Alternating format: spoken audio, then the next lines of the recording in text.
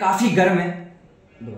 वक्फ bill आ रहा है, इस मामले पर सदन काफी गर्म है। वक्फ बिल पर क्या आपत्ति है और क्यों इसका विरोध किया जा रहा है? ये गलत जगह गर्मी दिखाने से ना पहले कभी हुआ है कुछ, ना आज हुआ है। पार्लियामेंट के अंदर जब तक 272 की संख्या विपक्ष के पास नहीं है, मेरे ख्याल से ये जो आरएसएस और बीजेपी की मानसिकता है, जो ये मशीनों द्वारा चुनी गई सरकार है, इसको कोई फर्क नहीं पड़ रहा कि विपक्ष कितनी मजबूती से अपनी वहां पे बात रखे या नहीं रखे, क्योंकि ये संविधान के हिसाब से तो देश चला नहीं रहे, ये तो संविधान तोड़ने के लिए देश चला रहे हैं। तो मेरा ऐसा मानना है कि जो विपक्ष को अपनी विरोध प्रकट करना चाहिए वो संसद में तो करें, लेकिन उस पर ज्यादा निर्भर ना करें। उन्हें सड़कों पे आके पूरे देश के लोगों को साथ लेके, क्योंकि ये सिर्फ मुसलमानों के लिए जो है प्रॉब्लम नहीं क्रिएट करने वाला। ये शेड्यूल कास्ट की जमीनों को छीनने का प्लान है, ये शेड्यूल ट्राइब की जमीनों को छीनने का प्लान है, ये सिख क्रिश्चियन बौद्ध लोगों की सबकी जमीन छीनने का प्लान है। और ये अल्टीमेटली जो सनातन धर्म के को कहते हैं हम मानने वाले लोग हैं, उनके भी मंदिरों की और धार्मिक स्थलों की प्रॉपर्टी को छीन कर अडानी, अंबानी और यूसुफ लुलू जैसे अपने मित्रों को देने का प्लान है, जिसकी शुरुआत सिर्फ देखने में अभी मुसलमानों की लग रही है। लेकिन इसमें भी जो प्रावधान है उसमें आप लोगों को बहुत जल्दी नजर आ जाएगा कि बहुत सारे नॉन मुस्लिम्स की भी प्रॉपर्टी अडानी, अंबानी, यूसुफ लुलू साहब जैसे लोग जो है वो वक्फ का बहाना लगा के ये वक्फ की लैंड जबरदस्ती कब्जा की है, सरकार के जो कलेक्टर होंगे या डीएम होंगे उनके माध्यम से ये छीन ली जाएंगी जगह, ऐसा मुझे लगता है। विपक्ष के सांसदों का दावा है कि ये कानून लागू होने के बाद सरकारी कब्जे वाली संपत्तियों पर वक्फ का दावा समाप्त हो जाएगा। यूपी में 14,000 में से 11,500 एकड़ लैंड को सरकारी घोषित कर दिया गया है, जिनमें मस्जिद, इमाम बाड़ा, कब्रिस्तान है। इस पर आपकी टिप्पणी क्या है? नहीं, अब जब लूटमार का ही पूरा प्रोग्राम इसके द्वारा बनाया जा रहा है तो किसी की प्राइवेट प्रॉपर्टी को डिक्लेयर करने में क्या जा रहा है? आप मुझे ये बताओ ना। इस कानून के माध्यम से कोई भी व्यक्ति की प्राइवेट प्रॉपर्टी जो मुस्लिम भी नहीं है, उसको भी अगर कह देंगे कि ये भी सरकारी है, हमने वक्फ एक्ट में जो अमेंडमेंट किए उसके जरिए इसको अपने कब्जे में ले लिया, तो कौन रोक लेगा? कैसे रोक लेगा कोई? आप ये बताओ ना मुझे। और इसमें सबसे पहला number schedule caste, schedule tribes का आएगा, ओबीसी का भी आएगा लेकिन थोड़ा बाद में आएगा, मुस्लिम का तो आ ही चुका है, सिख, क्रिश्चियन और बौद्धों की जमीनें भी। और बुद्ध विहार तो 84,000 से ज्यादा थे ना देश में, अशोक सम्राट के टाइम में जो उन्होंने बनवाए थे, वो तो सारे हड़प कर चुके हैं। इसी तरीके से तो किए हैं, वही तरीका इस्तेमाल हो रहा है। जो 84,000 बुद्ध विहार जो लूटने का, जो उस समय का मनुवादियों का जो तरीका था, आज वही तरीका फिर अपनाया जा रहा है। मुसलमानों के तो बहाने से सिर्फ बिल पास कराने की एक साजिश है, हमला सबके ऊपर है। तो क्या वक्फ का ये नया बिल सरकारी कब्जे वाली जमीनों को सरकारी नियंत्रण में देने के लिए लाया गया है? क्योंकि ये दावा है कि बहुत सारी संपत्तियों पर सरकार का कब्जा है। नहीं, सरकारी नहीं, आपको एक बात बिल्कुल साफ कर लेनी चाहिए। सरकारी बिल्कुल नहीं, सरकार के नाम पे तो कब्जे किए जाएंगे सबकी जमीनों पे, सिर्फ मुसलमानों की नहीं, जिनका मैंने अभी गिनवाया है, SC, ST, OBC और दूसरे सिख, क्रिश्चियन, बौद्ध की जमीनों पे कब्जे किए जाएंगे। और पीछे से वो फिर जमीनें अडानी, अंबानी और यूसुफ लुलू जैसे लोग जो है वो अपने थर्ड पार्टीज या कोई अपने ही जो बेनामी लोग खड़े करके झूठे कागज बनवा के सरकारी जमीन को अपनी बता देंगे। ऐसे केसेस मैंने दिल्ली में तो बहुत सारे देखे हैं, मैंने खुद भी हैंडल किए हैं वो। तो ये काम होने जा रहा है, इसके लिए सबको चाक चौबंद हो जाना चाहिए। ये सिर्फ मुसलमानों पे हमला नहीं है, मेरी बात सभी लोग याद रखें। मुस्लिमों ने सच्चर कमेटी के सामने सरकारी संपत्तियों के बारे में बताया था। देखिए, मैं सच्चर कमेटी की रिपोर्ट को कोई बहुत अच्छी रिपोर्ट नहीं मानता हूं। उसमें वक्फ की प्रॉपर्टीज को बहुत कम करके बताया गया था, उसमें सही जो सर्वे नहीं किए गए थे, सर्वे नहीं लगाया गया था, वो वजह उसकी जो भी हो, लेकिन सच्चर कमेटी की रिपोर्ट कोई बहुत अच्छी रिपोर्ट थी नहीं। तथ्यों के आधार पे उसमें वक्फ की प्रॉपर्टीज को बहुत कम करके बताया गया था। तो वक्फ सच्चर कमेटी की रिपोर्ट को कोई अच्छी रिपोर्ट मानना मेरे ख्याल से समझदारी का काम बिल्कुल नहीं। विपक्ष की यह भी आपत्ति है कि नए बिल में 22 में से सिर्फ सदस्य 10 मुसलमान होंगे, जबकि 12 सदस्य गैर मुस्लिम हो जाएंगे, पूरा बहुमत गैर मुस्लिम का हो जाएगा। क्या यह स्थिति ठीक है? इनके लिए तो हो जाएगा, मुसलमानों के लिए। हम लोग कितने दिनों से सबको समझा रहे हैं कि आप जाके बोध गया में बोध गया का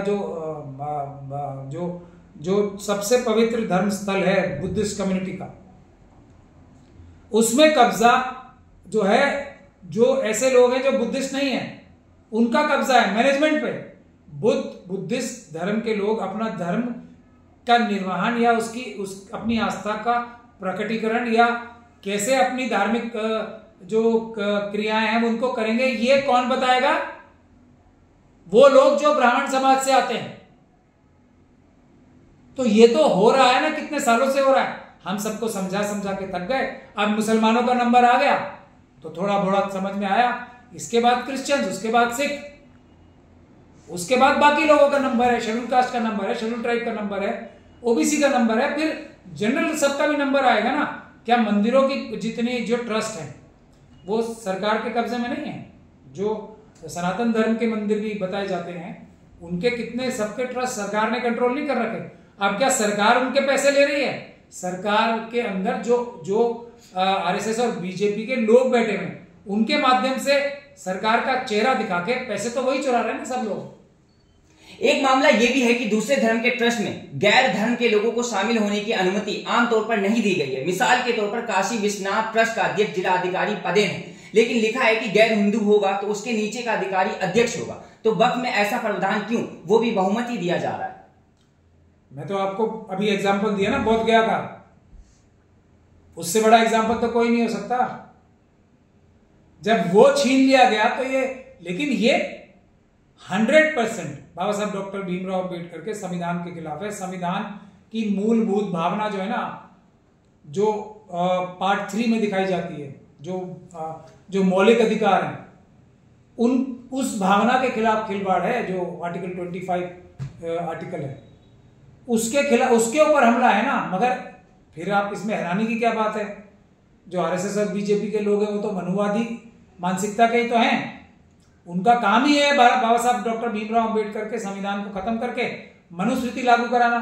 जिस मनुस्मृति को जला के बाबा साहब डॉक्टर भीमराव अंबेडकर ने भारत का संविधान लिखा था, उस संविधान को जला के मनुस्मृति वापस लाने का काम ही तो है आरएसएस का और सारे मनुवादी मानसिकता के लोगों का। इसमें हैरानी की क्या बात है? इसीलिए सभी अंबेडकरवादियों को, सभी संविधानवादियों को एकजुट होकर इस मनुवादी मानसिकता से लड़ना पड़ेगा। मनुवादी मानसिकता हम किसे कहते हैं? जो सबका हक लूट ले, अपने पास ले आए, ना किसी को प्रॉपर्टी का हक हो, कुछ ही लोगों के पास प्रॉपर्टी रखने का हक हो, उन्हीं लोगों के पास पढ़ने लिखने का हक हो, और कुछ लोगों को तो ऐसा कर दिया जाए वो घोड़ी ना चढ़ सके, वो सड़क पे ना चल सके, वो किसी कॉमन जगह, तालाब से, कुएं से पानी ना पी सके। ये अत्याचार कोई बहुत दूर नहीं है हमसे। आज भी हमारे देश में आज भी वही मनुवादी मानसिकता कार्य कर रही है, जब लोगों को, हमारे भाई बहनों को घोड़ी चढ़ने से रोका जाता है, मूंछ रखने से रोका जाता है, भाइयों को हमारे पढ़ने से, अगर कोई शेड्यूल कास्ट की बच्ची पढ़ने गई तो उसकी पिटाई की जाती है। ये मध्य प्रदेश का कांड हुआ है। लोगों के, ट्राइबल्स के पेशाब कांड होते हैं यहां पे। यह है मनुवादी मानसिकता जिसके हम विरुद्ध लड़ रहे हैं और हम लड़ेंगे और जीतेंगे। नीतीश कुमार, चंद्रबाबू नायडू और चिराग पासवान सहित उन कई नेताओं ने इस बिल का समर्थन किया है जो पिछले दिनों रमजान में खूब इफ्तार पार्टी कर रहे थे। इस पर आपकी क्या टिप्पणी है? मोदी जी के सामने अगर वो कुछ ज्यादा बोलेंगे, अमित शाह जी के सामने, अभी अमित शाह जी गए नहीं थे नीतीश कुमार जी से मिलने, तो उन्होंने बताया होगा, ये देखो, ये ईडी, ये सीबीआई, ये इनकम टैक्स, ये तुम्हारा बेटा, ये तुम्हारे ये तुम्हारे वो। अब नीतीश कुमार जी कब तक लड़ते? वो नजर आ गया इनका। तो इसी तरीके से चंद्रबाबू नायडू जी का हुआ होगा, और इसी प्रकार से चिराग पासवान जी के, तो एक बहुत ही निकटतम व्यक्ति के खिलाफ ईडी का बड़ा केस खोल ही दिया इन्होंने। लेकिन अगर ये लोग, इतने बड़े बड़े लोग पीछे हटते जाएंगे तो अमित शाह जी और मोदी जी इनको कहीं का नहीं छोड़ेंगे। ये बात मेरी आज ये लोग लिख के रख लें। हिरेन पांड्या का एग्जाम्पल पता है ना सब लोगों को, अडवाणी जी का तो पता है ना, क्या असर हुआ अडवाणी जी का, क्या किया, किस तरीके से दूध में से मक्खी निकाल के फेंक दी ऐसे। मुरली मनोहर जोशी जी, साध्वी प्रज्ञा, ये उमा भारती साहिबा, ये सब कितने बड़े बड़े कद्दावर नेता थे। अमित शाह जी और मोदी जी तो इनके आसपास भी नहीं थे नेता, इतने बड़े नेता थे सब।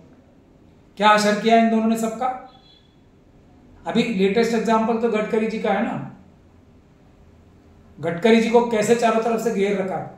तो ये नीतीश कुमार जी, अभी शिंदे साहब का ये एग्जाम्पल देख लें। शिंदे साहब नीतीश कुमार जी का भविष्य हैं। शिंदे साहब जो अभी उप मुख्यमंत्री है ना, वो नायडू साहब का भविष्य हैं, चिराग पासवान जी का भविष्य हैं। ये बात अपने दिमाग में एकदम सही कर लें। मैं ईमान वाला अम्बेडकरवादी हूँ, कोई एजेंडा पे बात नहीं करता हूँ, मैं सच बात करता हूँ और वो ज्यादातर सही निकलती है जो भी मैं बोलता हूँ। सर आखिरी सवाल है, वक्फ बिल क्या सिर्फ मुस्लिमों तक सिर्फ मुस्लिमों तक सीमित रहेगा या फिर उसके बाद भी सरकार अन्य धर्मों पर भी ऐसा बिल ला सकती है? पहले तो वक्फ बिल के तहत ही मैंने अभी आपको बताया ना, दूसरे धर्मों के लोगों की भी प्रॉपर्टी हड़पेंगे ये जो लैंड माफिया हैं आरएसएस और बीजेपी के डिस्ट्रिक्ट कलेक्टर के माध्यम से। लेकिन इससे पहले तो मैंने अभी आपको बोधगया का एग्जांपल दिया, मैं आपको एक और एग्जांपल देता हूँ। ट्राइबल्स के लिए पैसा एक एक्ट आया था, उसमें अडानी अंबानी और यूसुफ लुलू जैसे लोग आज हस्ते में क्या हो रहा है देखिए आप। अडानी जी क्या कर रहे हैं, ट्राइबल्स की जमीन तो सबसे ज्यादा हड़पी गई है ना। मुसलमानों का नंबर तो अभी आया है, अब इसके बाद सबका नंबर आएगा। लेकिन शेड्यूल कास्ट का और शेड्यूल ट्राइब का नंबर, बुद्धिस्ट कम्युनिटी का नंबर मुसलमानों से भी पहले आ चुका है। लेकिन अब बाकी सबका नंबर बस ये राउंड द कॉर्नर, मतलब अगर आप मुड़ेंगे तो गली के नुक्कड़ पे ही खड़ा है, आ गया सबका नंबर। इसीलिए सबको इकट्ठे होके इसके खिलाफ अदालत में भी मजबूती से लड़ाई लड़नी चाहिए और इसको निरस्त कराया जाना चाहिए और सड़कों पे भी बड़े आंदोलन के माध्यम से तरीके से इसके खिलाफ बड़े प्रोटेस्ट होने चाहिए। लेकिन अकेले मुसलमानों को नहीं करना है, शेड्यूल कास्ट, शेड्यूल ट्राइब और दूसरे सिख, क्रिश्चियन, बौद्ध और ओबीसी लोगों के साथ, उसके साथ हम गठजोड़ बना रहे हैं, गठबंधन बन रहा है बड़ा, वो सब मिलकर करेंगे प्रोटेस्ट। जैसे हमने सीए एनआरसी के प्रोटेस्ट में सफलता प्राप्त की थी, इसमें भी करेंगे। डरने की आवश्यकता नहीं है, बिल्कुल घबराने की आवश्यकता नहीं है। अपने शेड्यूल कास्ट, शेड्यूल ट्राइब भाइयों के साथ अपना गठजोड़ और मजबूत करें और हम आंदोलन के लिए तैयार हो रहे हैं। आप लोग सब तैयार रहें, आंदोलन होगा और जीत के लिए आंदोलन होगा। लेकिन सबसे बड़ा आंदोलन, फिर मैं आपको बोल रहा हूं, उन्हीं वोट चुराने की मशीनों के खिलाफ होगा, पेपर बैलेट लाने के लिए होगा। जैसे ही पेपर बैलेट वापस आते हैं, फिर आप देखेंगे भारतीय जनता पार्टी कहीं भी किसी भी चुनाव में एकदम छटपटाती नजर आएगी, उसकी सीटें एक एक सीट के लाले पड़ जाएंगे।